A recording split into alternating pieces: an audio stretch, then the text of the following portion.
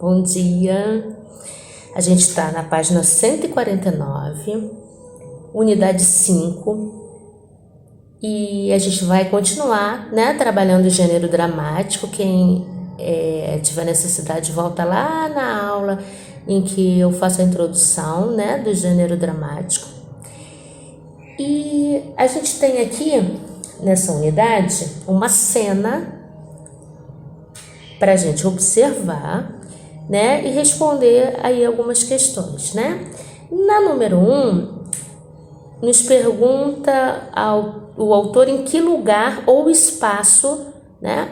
Aí vinculando, né? Espaço é o elemento em que trata do lugar, né? Em que a cena acontece. Então a gente tem aí essa observação de que é um lugar fechado, né? Fechado porque está aí, ó, delimitado, tem paredes, a gente observa móveis, né, no lugar. Então trata-se de um lugar fechado, provavelmente um palco, né, um palco de teatro. O que as pessoas estão fazendo? Elas estão atuando, encenando, né, uma peça de teatro. Como essas pessoas sabem o que devem fazer nesse momento, né? Se elas não tiverem improvisando, elas fizeram uma leitura prévia, né? Decoraram o texto e nesse momento estão encenando, tá? Existem casos em que há o improviso. Mas eu acredito, né, um improviso ali, tudo é feito naquele momento. Mas, normalmente, existe um texto prévio em que os atores leem, né, o texto, decoram e depois eles ensaiam, né, e encenam. Né? Então, provavelmente estão se apresentando após terem lido e decorado suas falas, né? Estão em cena. Muito bem. Virei aqui. Na página 150, ele vai nos perguntar de quais peças de teatro você já ouviu falar, né? Então, é bem geral. Alguma coisa você já deve ter ouvido falar de teatro, tá? É bem pessoal, mas eu acredito que você já tenha tido conhecimento de algumas peças aí em cartazes, sejam infantis, enfim, bastante pessoal. E você conhece alguma peça escrita por William Shakespeare? Bom, existem algumas muito famosas, como Hamlet, Romeu e Julieta. Se você não ouviu falar de William Shakespeare, vale você fazer uma pesquisazinha breve, né, lá no Google, no nosso amiguinho Google, e tomar conhecimento disso, tá? Então, eu já posso adiantar para vocês que dentre muitas, Otelo, Hamlet, Romeu e Julieta e Sonhos de uma Noite de Verão, tá bom? São, assim, as peças bem conhecidas aí. E como você acha que uma pessoa considerada megera, se comporta? Megera é uma pessoa cruel, né? Uma pessoa má, uma pessoa irritadiça, rabugenta até. E ele está fazendo aqui uma introdução de uma adaptação, né? De uma peça de Shakespeare, A Megera Domada, que o adaptador, que é o Flávio de Souza, né, fez pra gente, tá bom? Então, lá no finalzinho, né, desse trecho, você tem essa informação de quem a adaptou, né? Vale aqui a gente ressaltar que quando se adapta, né, um texto do século XVI para os dias atuais, existe aí não só a adequação da linguagem, quanto, né, a questão dos valores, né, que mudam, principalmente de século para século, não é verdade?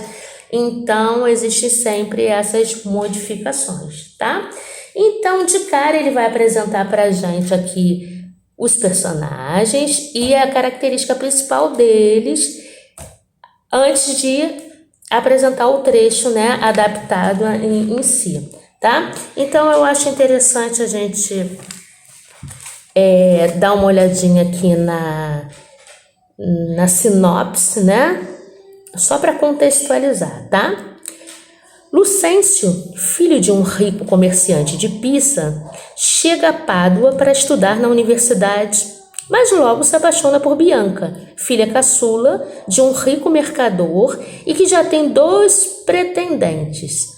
Batista Minola, o pai da Bianca, decide que ela só se casará depois da filha mais velha, Catarina, que é considerada uma megera, e por isso não tem nenhum pretendente. Petrúquio chega a Pádua decidido a se casar com uma moça bem rica para aumentar sua fortuna. Depois de fingimento, trapaças e trapalhadas, Catarina e Petrúquio se casam e a ex-megera faz um discurso em que defende que as mulheres devem amor, doçura, fidelidade e obediência a seus maridos, que são seus amos e senhores, tá? Essa é a sinopse do texto, né, da peça. Bom, eu acho muito interessante aqui a gente ter uma leitura assim crítica, né, dessa mulher de Shakespeare, né? Seria essa mulher feminista, feminina ou machista, né? O que Shakespeare de verdade quis provocar, né? Era ela objeto de crítica, né? De uma sociedade, era uma mulher machista, né? Em que ele pode estar dizendo que ela era espevitada, né? Chata, né? Ia contra os padrões da época. Seria isso, né? Seria essa a intenção? Ou seria essa mulher feminina, né? Que dominava o mundo e a mulher era assim, ela dissimulava subserviência, né? Ela era ali toda obediente, mas na verdade ela manipulava e no final os maridos acabam fazendo o que essas mulheres queriam, né? Ou era uma mulher, ou era uma visão feminista, né? Visto que as esposas eram maltratadas, né, pelos maridos, seria essa mulher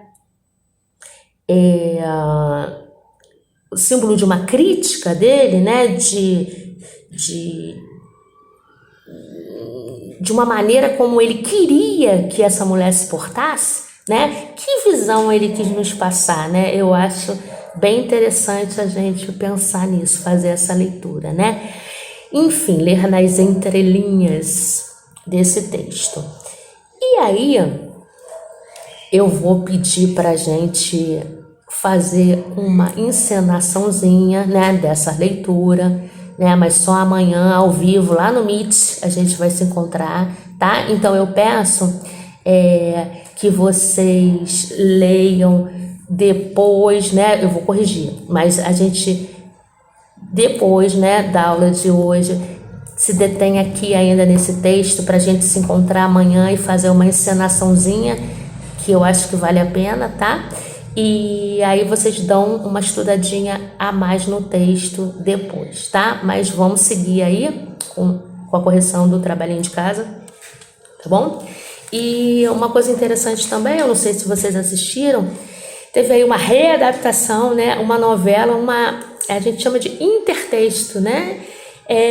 Lembra muito, inclusive o autor da novela manteve o nome, né? Catarina, Petrúquio, que foi a novela O Cravo e a Rosa, tá? A base é a peça shakespeariana, tá bom? Essa megera domada, tá? Catarina, Petrúquio, tinha Bianca, tinha os personagens, o Batista, o pai, enfim.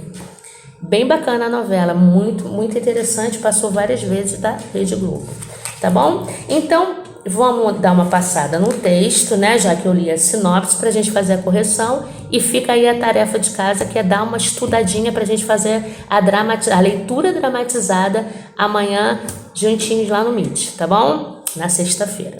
Então tá. Então eu pulei lá para 156, né? Onde começa a interpretação da peça. E ele pergunta, lá na número 1, 156. No texto, quem é a personagem megera e quem é a pessoa domadora? Quais as ações fazem a personagem parecer uma megera? Bom, a megera é a Catarina, tá? O domador é o Petrúquio, o personagem Petrúquio, né? Então, que ações, né, fazem a personagem parecer uma megera?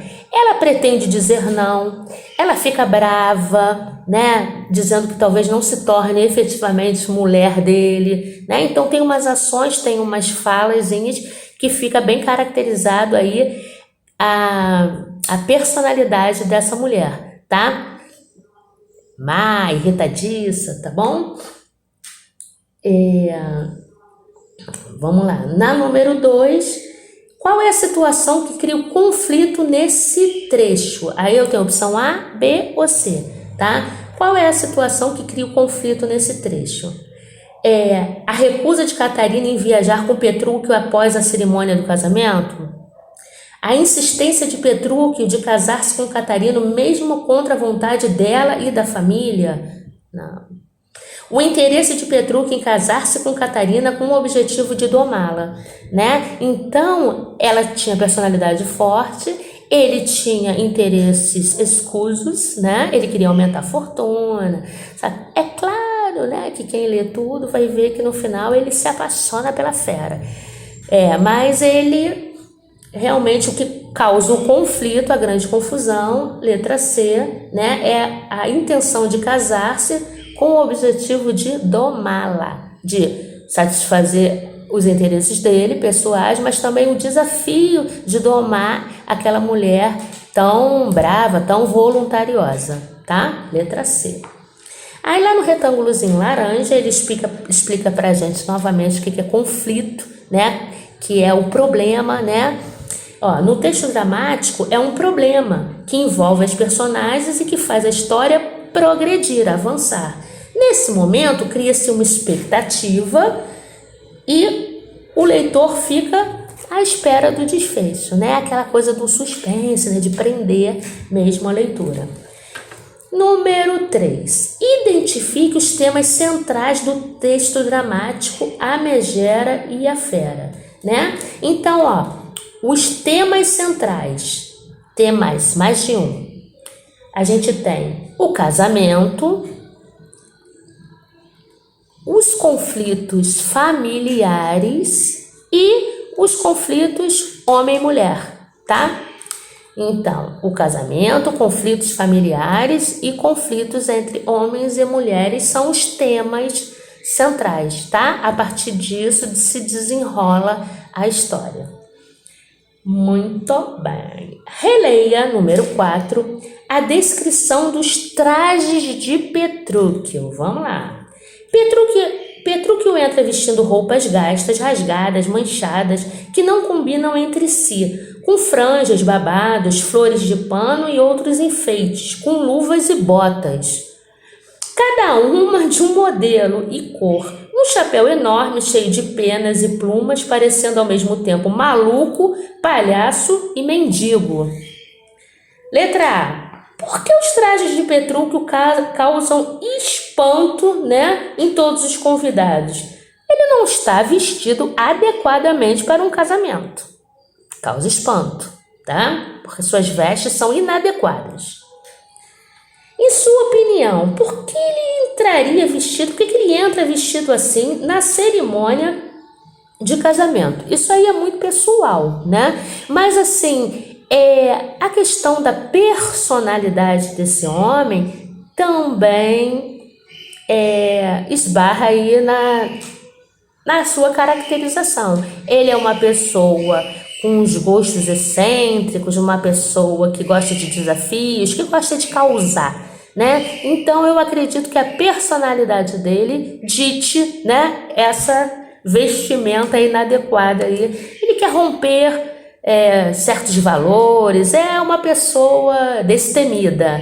Eu, particularmente, atribuo a isso aí essa ousadia de ir totalmente fora dos padrões para o próprio casamento, tá? Mas é pessoal. Se você tem uma outra leitura, tá bom?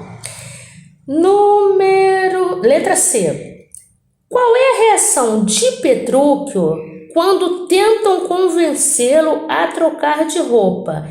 E ele não aceita de jeito nenhum. Ele diz que Catarina vai casar daquele jeito. Eu acho que tá aí, talvez seja a primeira ação de todo um plano de domar essa fera, impor ali desde o primeiro momento as suas condições. Ele não aceita, inclusive ele quer partir para ele quer violentar lá, partir para briga mesmo com o Grúmio, e diz que a Catarina vai casar daquele jeito sim, tá? Então essa é a reação dele. E que a reação dele revela sobre ele mesmo? Bom, ele não se importa muito com a aparência, ele tem valores diferentes da sociedade, né?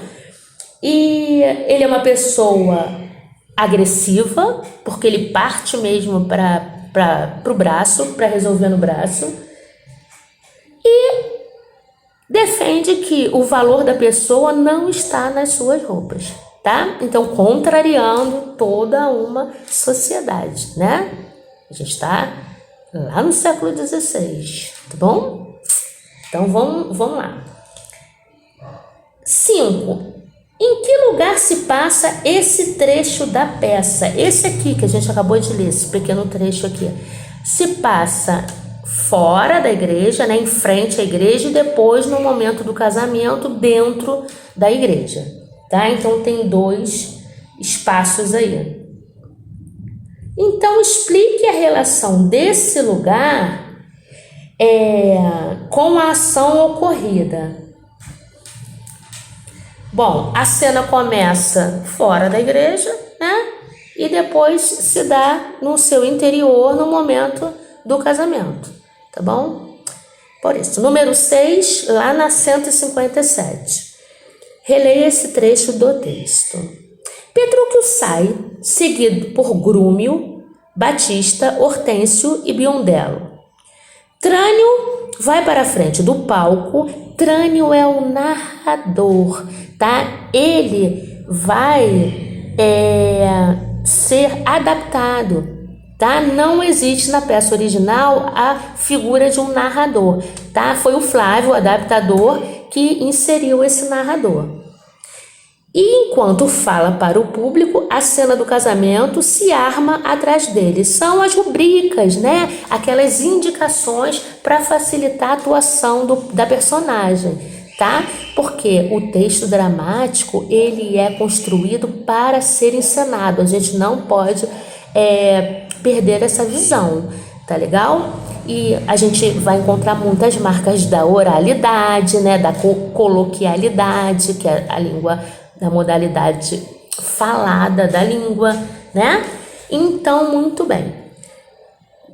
Para o público, vamos agora para o interior da igreja. A cerimônia já está no fim e o padre dará a extrema-unção. Digo, a bênção. Olha o ato falho aí, né? Na verdade, era quase que uma desgraça, né? Aquele casamento. Para execução, digo, a união da megera e o domador. Tem aí um tom de ironia, né? Letra A. Para quem Trânio fala, né? Para o público. Qual a função essa personagem exerce? Essa personagem é um narrador, né? Que explica ao público o que vai ocorrer na cena. Ele é um narrador, fala com o público, esclarecendo ali detalhes da cena. Como é possível chegar a essa conclusão? Aí a gente tem o seguinte trecho, né? Trânio vai para a frente do palco, fala para o público, então a gente percebe que é o narrador, né? Então, ele vai marcando aí a mudança de cenário, né? Vai ajudando a gente na leitura, na observação, no entendimento da peça. Tá bom? Petrúquio chamou Catarina na cena retratada de que modo? Domou, né? Não chamou. Domou. Na cena retratada, ele doma a Catarina, né? Sim, né? Ele doma ela à força. De que maneira? À força. Ele primeiro segura ela pela nuca e faz, né, com que ela mova a cabeça no sentido positivo na hora que o padre pergunta, né? Ele tapa a boca da Catarina para que ela não diga não, né, ao casamento. Depois ele pega ela pelas pernas, coloca sobre os ombros e vai embora da igreja. Quer dizer, ele doma na força física mesmo. Aí ele pergunta, por que você acha que Petrúquio, na seguinte, na número 8, tampa a boca de Catarina? Para que ela não diga não, né? Porque senão ela estava ali determinada a acabar com a cerimônia. Então ele tapa a boca, segura a nuca e faz um movimento assim positivo, né? Para que o casamento se dê. Por que Petrúquio, número 9, não quer ficar na recepção após o casamento? Bom, ele já quer, né? Ele quer viajar, né, de volta, mas ele também quer provar que ele que manda na situação, né? Ele quer que a Catarina obedeça a ele.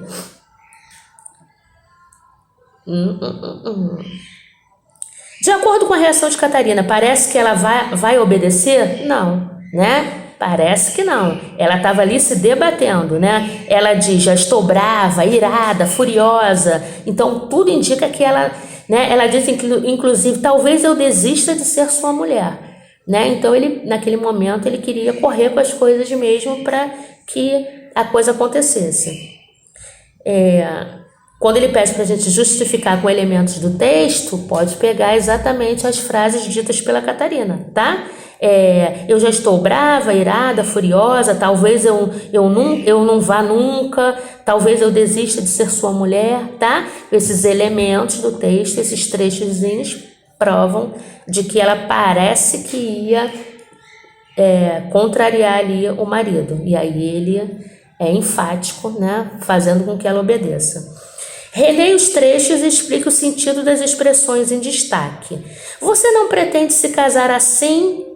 Assado é que não seria, tá? Esse trocadilho, assim, assado, a gente diz quando quer dizer de uma maneira ou de outra. Assim ou assado, tá? De uma maneira ou de outra.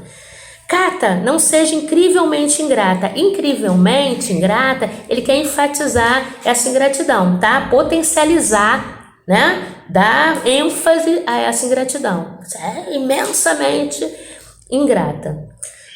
Só se você for razoável, o que estou achando difícil, pelo jeito, você me saiu pior do que a encomenda. Pior que a encomenda é pior do que o previsto, né? O negócio ficou mais feio ainda do que se imaginava, pior do que se imaginava. Lá vamos nós outra vez. Vamos recomeçar, né? Fazer tudo de novo, outra vez, tá bom?